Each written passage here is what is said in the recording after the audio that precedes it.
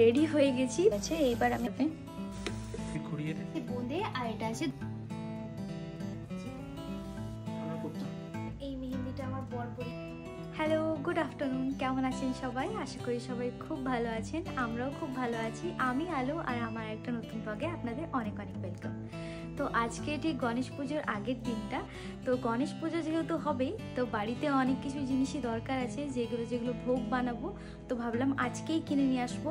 আজকে টাটকা কিনে নিয়ে আসবো বলে আগের থেকে কোনো রকমভাবে কিচ্ছুই কিনে নিয়ে আসেনি। আজকে অনেক বাজারপত্র করতে হবে। তো কি কি কিনছি চলুন দেখাবো।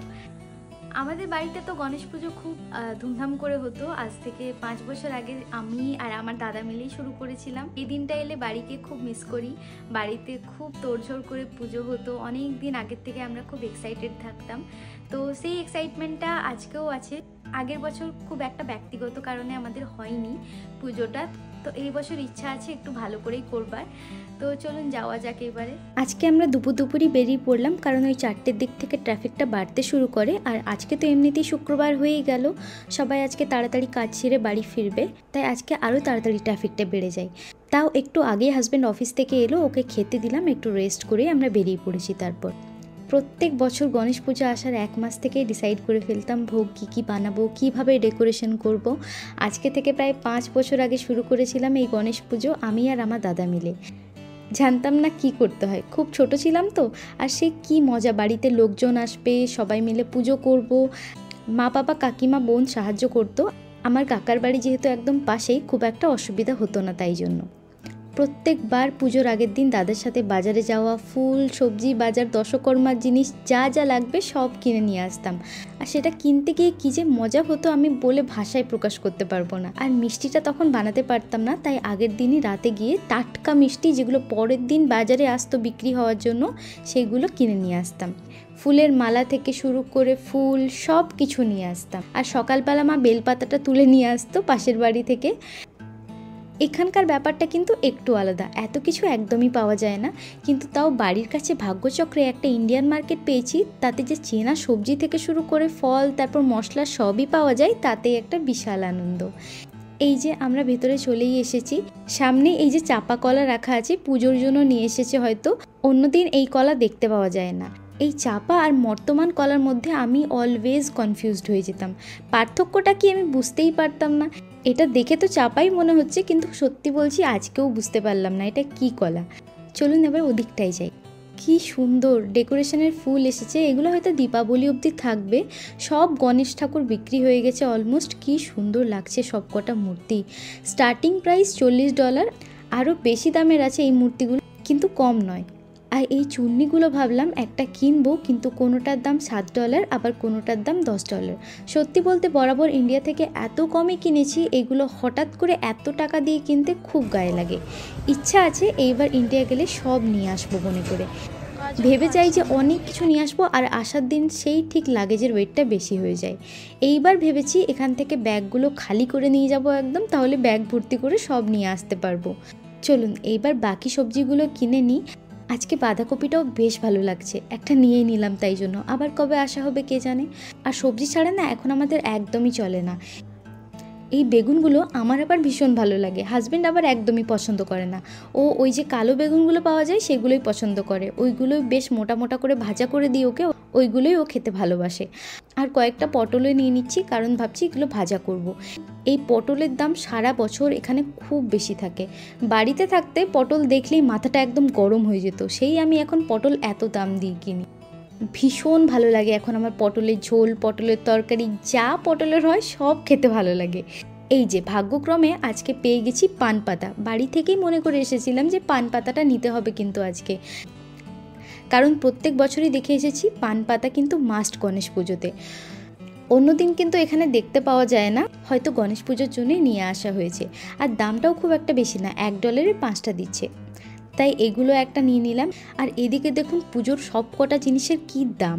এই কয়েকটা গাঁদা ফুল $6, আর এই যে আছে এখানে আম পাতা, তারপর দুব্বো, সব মারাত্মক দাম আজকে। হ্যাঁ এখানে অবশ্য এরকমই দাম নেয়, কিন্তু ফুল আমরা ভেবেছি একটা বুকে নিয়ে নেবো, সেটাই ঠাকুরের সামনে দেব। এইগুলো তাই আজকে আর কিনবো না। কিন্তু সব যে পাওয়া যাচ্ছে এই দূর দেশে, এটাই অনেক বড় ব্যাপার এখানে। আর এই যে এদিকটায় আছে অনেক রকমের আচার। যেটা লাগবে আজকে সেটা হলো এই সর্ষের তেল। বাড়ির যে তেলটা ছিল সেটা অলমোস্ট শেষ, তাই একটা নিয়ে নিলাম।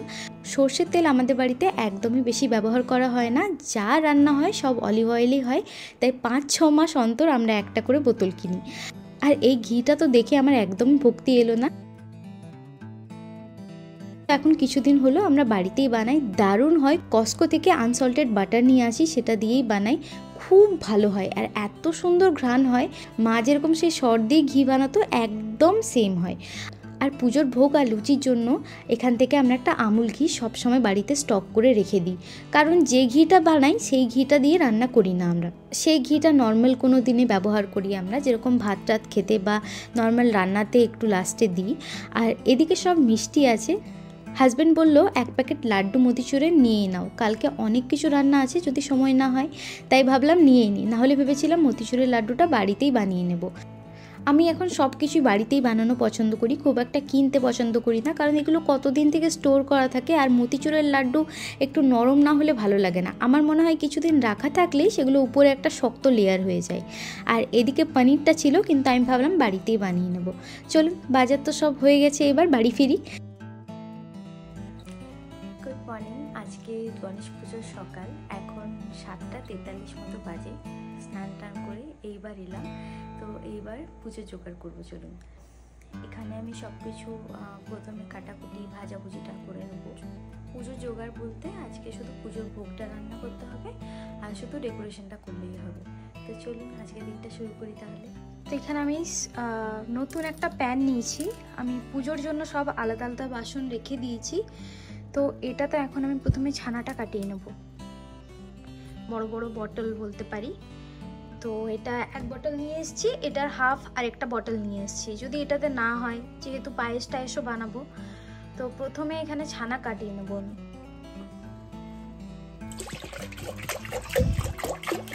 প্রায় দুধটা ফুটেই এসছে, এবার এর মধ্যে লেবুর রসটা অ্যাড করে দিচ্ছি। এই যে এতটা ছানা কেটে গেছে। এইবার বানাবো আমি স্টাফিংটার জন্য মানে খোয়াটা, পুরো দুধটাই ঢেলে দেবো। তো এইবার বানাবো আমি ছানার জিলাপিটা, সেজন্য এখানে ছানা নিয়েছি প্রথমে। আর কি কি দেবো সেটাও দেখিয়ে দিচ্ছি। এর মধ্যে আমি দেবো একটু ময়দা, আর দেবো একটু মতো কর্নফ্লাওয়ার, মানে 1 চামচ মতো। তো এর মধ্যে আমি দিলাম 2 চামচ ময়দা, 1 চামচ কর্নফ্লাওয়ার, একটু চিনি, একটু ঘি আর একটু বেকিং সোডা। এবার ভালো করে এটাকে মধ্যে মধ্যে মেখে নিতে হবে। এই যে আমি ছানাটা মেখে নিয়েছি, কি সুন্দর এই থালাটা থেকে ছেড়ে এসছে, মানে ফ্যাটটা রিলিজ হয়ে গেছে। এইবার আমি ছানার জিলাপিটা বানিয়ে নেব। তো আমি বানাতে গেছিলাম ছানার জিলাপি, তো ওটা তো পুরো ফ্লপ হয়ে গেল। এটা তাই জন্য আমি বানিয়ে নিচ্ছি এখন গোলাপ জামুন। আমি জানি না এটাও কেমন হবে, একটুও আমার এক্সপেকটেশন নেই এটার থেকে, কিন্তু যাই হোক দেখা যাক। নষ্ট তো করতে খুব খারাপ লাগছিল ছানাটা, তাই ভাবলাম গোলাপ জামুনই বানিয়ে নিই।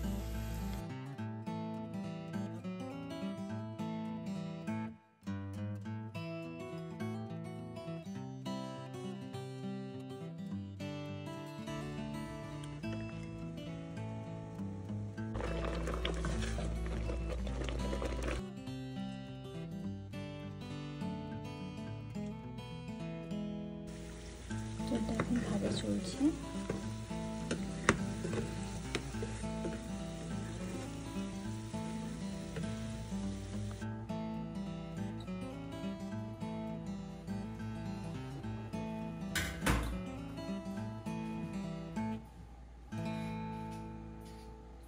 পারবো কিনা।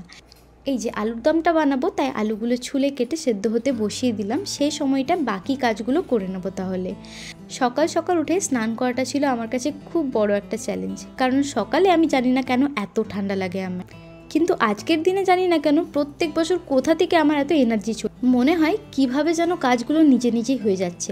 বাড়িতে থাকতে মা সব কেটে বেটে দিত, কাজটা একটু হলেও ইজি ছিল, কিন্তু এখানে যেহেতু একা, তাই জন্য একটু মুশকিল। বাড়িতে মা থাকতো, কাকিমা থাকতো, বোন থাকতো, বাবা, দাদা সবাই মিলে হেল্প করতো, তাই তাড়াতাড়ি হয়ে যেত কাজগুলো। বাকি যা যা রান্না ছিল বরাবর আমি নিজেই কিন্তু করেছি। এখানে এখন আমি যে 5টা ভাজা বানাবো তার জন্য সব সবজিগুলো কেটে নিচ্ছি।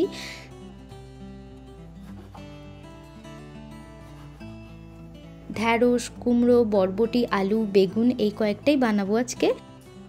আর আজকে রান্না করার জন্য কালকে ইন্ডিয়ান মার্কেট থেকে সৈন্ধব লবণটা নিয়ে এসেছি।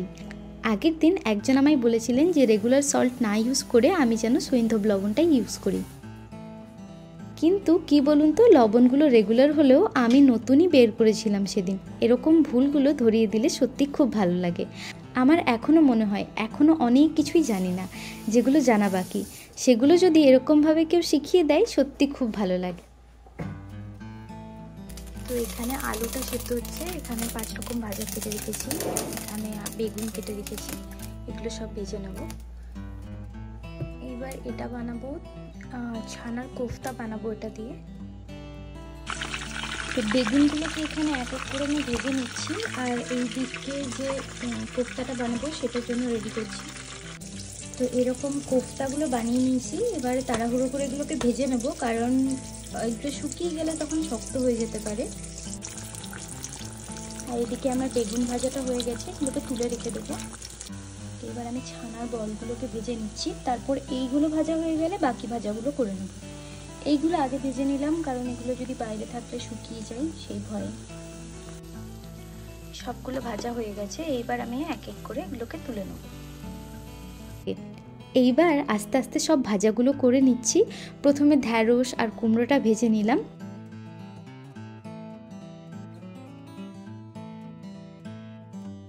এইবার আলুটা ভেজে নেব, আর আলুর সাথে বরবটিটাও দিয়ে দেবো। সব ভাজাগুলো হয়ে গেলে এইবার যে মেথি আলুর দমটা বানাবো তার জন্য সেদ্ধ করা আলুগুলোকে ভেজে নেব। তার জন্য দেখেছি স্বাদটাও ভালো হয় আর আলুগুলো ভেঙে যায় না। তারপর সেই সেম তেলে ফুলকপি রোস্টের জন্য ফুলকপিগুলো ভেজে তুলে নেব। এই যে আজকে বাইরের ওয়েদার ভীষণ সুন্দর,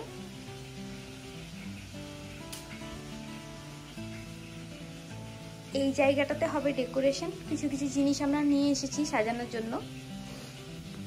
তারপর প্রথমে আমি করছি ফুলকপির রোস্টটা, তার জন্য এখানে ঘি দিলাম আর গোটা গরম মশলা দিয়ে দিলাম, আর আদা আর যা যা মশলা বাটা লাগবে সেগুলো সব দিয়ে এক এক করে কষিয়ে লাস্টে মটরশুঁটি দিয়ে জল ঢেলে দিয়েছি। ফুলকপিগুলো দিয়ে ফুটিয়ে নিলে ফুলকপির রোস্ট রেডি। আর এই রান্নাটা না আমার সিগনেচার ডিশ বলতে পারেন। আজকে যা যা করব সবই আমি প্রত্যেক বছর শুধুমাত্র গণেশ পুজোতেই বানাই। আর এই যে আমি যখন সব রান্না করছিলাম তার মধ্যে হাজব্যান্ড বাড়িটা সুন্দর করে সাজিয়ে দিয়েছে। আজকে ও না হেল্প করলে সত্যিই পারতাম না। আজকে যেহেতু শনিবার আমি বলেছিলাম আজকে অফিস যেও না, আজকের দিনটা বাড়িতেই থাকবে। যা যা বলেছি সব করে দিয়েছিল। আর টেবিলটা এখনও সেট করা বাকি, এটা পরে করব। এই যে ফুলকপির রোস্টটা দেখতে ভীষণ সুন্দর হয়েছে, আর এক একটা রান্না হচ্ছিল আর শান্তি লাগছিল যে আস্তে আস্তে সব কাজগুলো হয়ে আসছে যা যা ভেবে রেখেছিলাম। এইবার আমি এখানে বানাচ্ছি ছানার কোরমা। আগের বছর মনে আছে বাড়িতে যখন বানিয়েছিলাম সেই ছানার কোরমাটাই কিছু একটা গন্ডগোল করে ফেলেছিলাম, তাই জন্য শক্ত হয়ে গেছিলো আর ঝোলটা ভেতরে যায়নি। এইবার মনে হচ্ছে ঠিকঠাক বানিয়েছি, এইবারটা মনে হচ্ছে ভীষণ ভালো হবে। এই যে মেথিটা নিয়েছি, এটা শুধু আমি অ্যারোমা নেব, যেহেতু মেথি আলুর দম হচ্ছে আমি কসুরি মেথিও ইউজ করব, আর এটা শুধু অ্যারোমাটা নেব।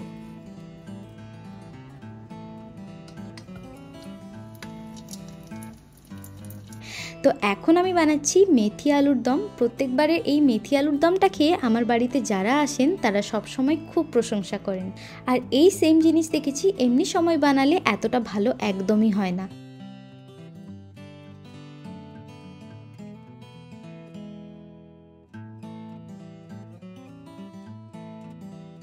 যতটা পুজোর দিনে ভালো হয়। এই যে মশলা কষানো হয়ে গেছে, এইবার আলুগুলো দিয়ে দিলাম, ব্যাস অলমোস্ট সব রান্না রেডি।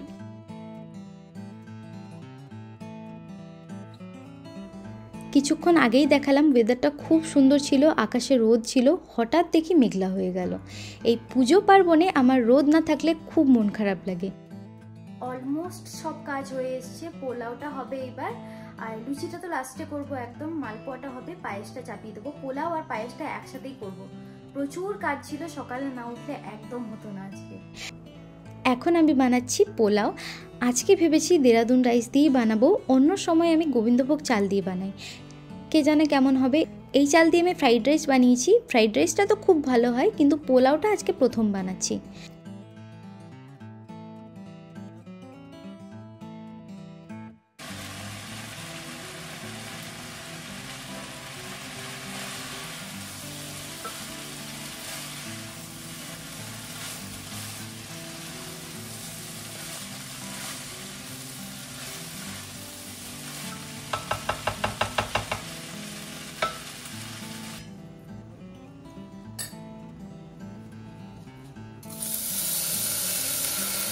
রাজভোগ চালটা সকালে ভিজিয়ে দিয়েছিলাম, আর এখানে চালটাকে প্রথমে আমি একটু ঘিতে ভেজে নেব।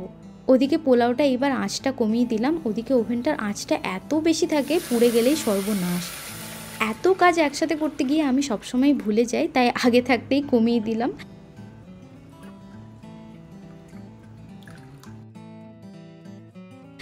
পোলাওটাই এবার কাজু কিশমিশটা অ্যাড করে দিলাম, আর লাস্টে মটরশুঁটিটা অ্যাড করে আঁচটা কমিয়ে দেবো। আর লাস্টে বানিয়ে নিলাম কয়েকটা মালপোয়া। এখন বাজে ওই 12:30, সব কাজ সময়ে হয়ে গেল। এত শান্তি লাগছে আমার যে কি বলবো। যাই এবার তাড়াতাড়ি রেডি হয়ে নিই, কারণ 1:30টার মধ্যে পুজোটা হওয়া খুব দরকার।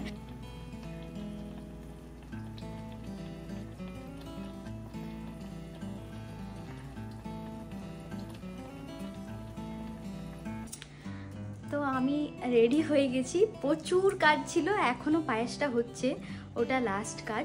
আর যারা গেস্টরা আসবে তাদের আসার পর মানে লুচিটা তখন ভাজবো গরম গরম, ওটাই শুধু বাকি কাজ আছে। বাকি সব কটা আমি বানিয়েছি, কি বানিয়েছি সেটা দেখাচ্ছি। আর এখানে তো ডেকোরেশন করছে আমার বর, তো ডেকোরেশনটা কীরকম করছে আমি তাও দেখিয়ে দিই। এরকমভাবে ডেকোরেশন করছি, আর কি বানিয়েছি সেটা দেখিয়ে দিচ্ছি এক ঝলক আমি। কপি রোস্ট, এটা হলো গুজিয়া, এটা হলো বোঁদে, এটা হলো পোলাও, দই বড়া, লুচি, আর এই মিষ্টিটা কিনে এনেছিলাম, মালপোয়া, তারপর আছে 5 রকমের ফল নিয়েছি, আর এই 5 রকম ভাজা, আর পান্তুয়া বানিয়েছি, আর বানিয়েছি ছানার কোরমা, আর বানিয়েছি মেথি আলুর দম, আর এটা হলো রাবড়ি, আর পায়েসটা হচ্ছে এখনো।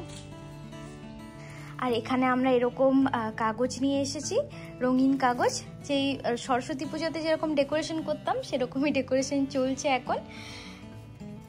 এই যে আমাদের ঠাকুর, আর এই যে লাস্ট আমার পায়েস রান্নাটা ছিল, এটাও হয়ে গেল, ব্যাস সব হয়ে গেল। তাহলে এদিকে আমাদের ডেকোরেশন চলছে।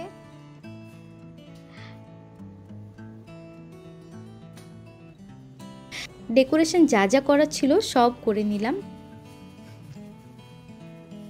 ঠাকুরের জন্য একটা বোকে নিয়ে এসেছিলাম, সেটাও সাজিয়ে দিলাম।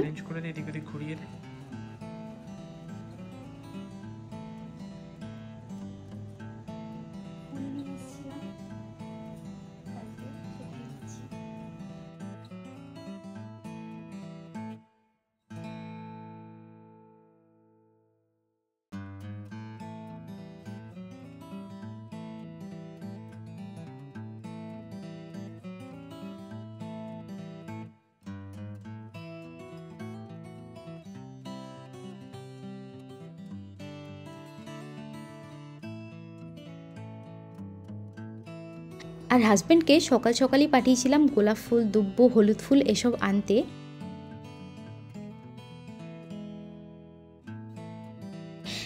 আর এই যে শেষমেশ পায়েসটাও রেডি হয়ে গেল।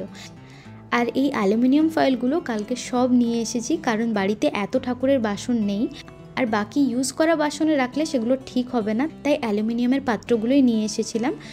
তারপর আমরা সময় নিয়ে বেশ ভালোভাবেই পুজোটা করেছিলাম, মন্ত্রগুলো লিখে রেখেছিলাম, আর বাড়িতে যা যা বলে দিয়েছিল সেই মতোই করেছিলাম। তার সাথে বানিয়েছিলাম চরণামৃতটাও। মানে আজকের পুজোটা হবার পর সত্যি মনে হচ্ছিল মন থেকে যে পুজোটা সত্যিই ভালো হয়েছে আজকে। আর বাকি তো আমরা মানুষের দ্বারাই ভুল হয়, তাই পুজো করার পর একটা চুপি চুপি সরিও বলে দিয়েছিলাম। আমার মনে হয় মন থেকে শ্রদ্ধা নিয়ে ভালোবেসে যদি পুজো করা হয় তাহলে ঠাকুর রাগ করেন না। পুজো করার পর ঠাকুরকে খাবার জন্য একটু সময় দিয়েছিলাম, তারপর কিছুক্ষণ পরে আমার হাজব্যান্ডকে সব খাবার এক এক করে বেড়ে দিলাম।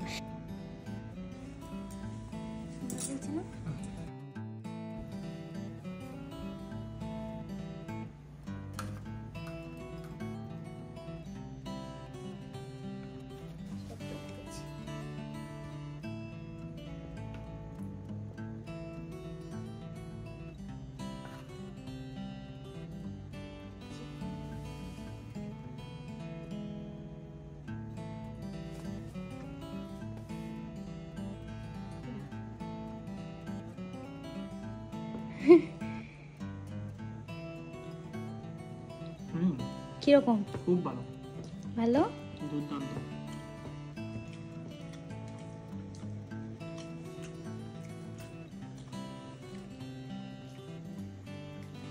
এখন কি খাচ্ছ?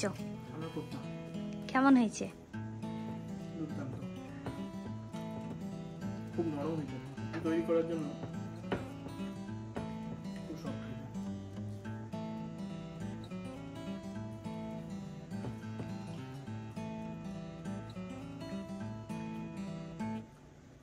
পান্তুয়াটা খেয়ে দেখো তো, সব থেকে বাজে এক্সপেরিমেন্ট মানে ওটা। আমি ছানার জিলিপি বানাতে গেলাম কিন্তু হলো না, ভেঙে যাচ্ছিল, মানে যখন ফোল্ড করতে যাচ্ছিলাম না তখন ভেঙে যাচ্ছিল। খেয়ে তো হাজবেন্ড বলছে বেশ ভালোই হয়েছে, আর আমার তো এত খাটাখাটনির পর দেখছি খিদেই নেই একদম। সারাদিন কিচ্ছু খাইনি, তাও অল্প খিদে পাইনি। এখন একটু শান্তি লাগছে এখানে, তাই জন্য বসলাম একটু একটু রোদও দেখা দিচ্ছে আবার। তো সব আমাদের হয়ে গেছে, আপাতত খাওয়া দাওয়া করেছি। আমাদের যেহেতু গেস্ট আসবে, ওরা 5টার সময় আসবে, তো তারপর ওদেরকে খাওয়া দাওয়া দেবো। তো এখন একটু সময় আছে, একটু রেস্ট করে নিই। তার মাঝখানে প্রচণ্ড টায়ার্ড হয়ে গেছি। এতগুলো জিনিস বানানো মানে আমি ভাবতে পারিনি সময়ের মধ্যে বানিয়ে উঠতে পারবো। মনে হচ্ছিল বানাতে পারবো না, যেগুলো বানাতে পারবো না সেগুলো ছেড়ে দেবো, কিন্তু সত্যি সব বানাতে পেরেছি সময়ে, এটাই আমার কাছে অনেক। আর কালকে ইন্ডিয়ান মার্কেট থেকে একটা মেহেন্দিও নিয়ে এসেছিলাম। সেই মেহেন্দি পরানো নিয়ে কী কাণ্ড! কালকে রাতেই ভেবে রেখেছিলাম যে পরবো, কিন্তু পরা হয়নি, এত টায়ার্ড ছিলাম, ঘুমিয়ে গেছি। তাই বর বলল দাও আমিই পরিয়ে দিচ্ছি তোমায়।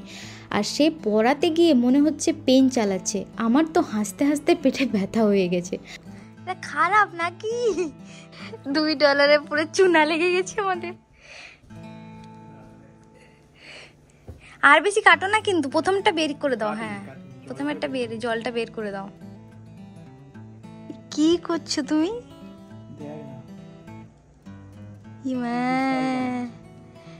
নষ্ট কেন করছো? ওইটা হাত দিয়ে, আঙুল দিয়ে এরকম করে দাও, তোমার হাতটা কিন্তু লাল হয়ে যাবে, আঙুলটা একটু। এ কি করেছে দেখো।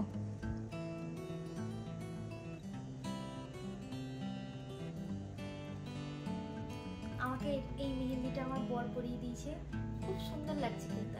আমার কিন্তু এরকম সিম্পল মেহেন্দি খুব ভালো লাগে। এই তো 7 ঘন্টাতে রং হয়েছে। এটা তো মাঝখানটা একটু কাঁচা ছিল, শুকায়নি, বাট ধুয়ে দিলাম তখন মনে হলো শুকায়নি। এই তো এই রংটা হয়েছে। আমি তো খাবার খাইনি এখনও। আমার জন্য ও একটু চা বানিয়ে দিচ্ছিল, কারণ মাথাটা একদম ধরে গিয়েছিল। আর প্রত্যেক দিন আমার একটু চা না হলে একদমই চলে না। এইবার আমার হাজব্যান্ড ওর বন্ধুদেরকে আনতে বেরোবে। তা এখন 5টা মতো বাজে, আর আমি এবার এখানে টেবিলটা সেট করব, রান্নাগুলো সব গুছিয়ে নিচ্ছে এক এক করে। তো রাত এখন বাজে ওই, তো রাত এখন 10টা নয়। সবাই এসে খাওয়া দাওয়া করে গেল, আর এত প্রিপারেশন দেখে ওরা তো খুবই অবাক। আর আমাকে সত্যি বলছিল এত কিছু বানানোর দরকার ছিল না, কিন্তু গণেশ পুজো বলে কথা, ডেলি ডেলি তো হয় না, তাই জন্য আমি অনেক কিছু রান্না করেছিলাম। তো ওদেরকে মানে খাওয়ার সময় ভিডিও করলে খুব অকওয়ার্ড লাগতো, তাই ভিডিওটা আর করিনি। সবাই খাওয়া দাওয়া করে এইমাত্র গেল। তো আশা করি আজকের ব্লগটা ভালো লেগেছে আপনাদের। আজকের ব্লগটা এখানেই শেষ করছি। যদি ভিডিওটা ভালো লেগে থাকে একটা লাইক করে দেবেন, আর আমার ভিডিও যদি মিস না করতে চান তাহলে সাবস্ক্রাইবও করে দেবেন। আবার দেখা হবে একটা নতুন ভিডিওতে। ততদিন ভালো থাকবেন।